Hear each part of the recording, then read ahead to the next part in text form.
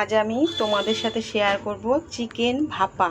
তাহলে দেখো চিকেন ভাপার জন্য কি কি লাগছে। লাগছে টক দই, লাগছে কাজু বাদাম, লাগছে মগজদানা, আর এখানে আছে একটু রসুন, একটু আদা আর একটু পেঁয়াজ। তাহলে দেখো আমি কি করে করছি রান্নাটা।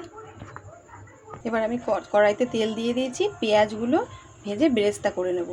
কাঁচা লঙ্কা আর বাটারটা আমি দেখাতে ভুলে গেছিলাম, এবার দেখিয়ে দিলাম। এদিকে পেঁয়াজের বেরেস্তাটা আমার হচ্ছে, আর এদিকে একটু সসপ্যানে জল দিয়ে দিয়েছি, স্টিমে বসাবো বাটিতে আমি, তার জন্য। এদিকে আমি কাজু বাদাম আর মগজদানার একটা পেস্ট তৈরি করে নেবো মিক্সিতে দিয়ে। কাঁচা লঙ্কাগুলো পেস্টের মধ্যে দিয়ে দিলাম।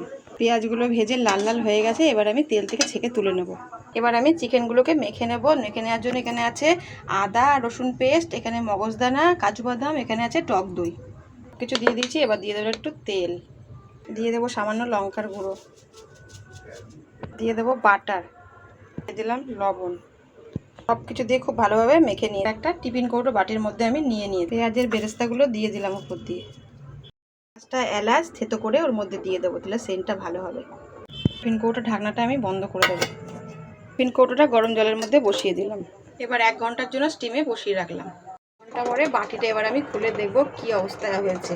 তারপরে বাটিটা আমি খুললাম। এবার দেখো ফাইনাল লুকটা কি দারুণ লাগছে দেখতে। আশা করি অনেক টেস্টি হবে খেতে। এবার রাতের বেলা আমরা রুটি দিয়ে এই ভাপা চিকেনটা দিয়ে খাবো।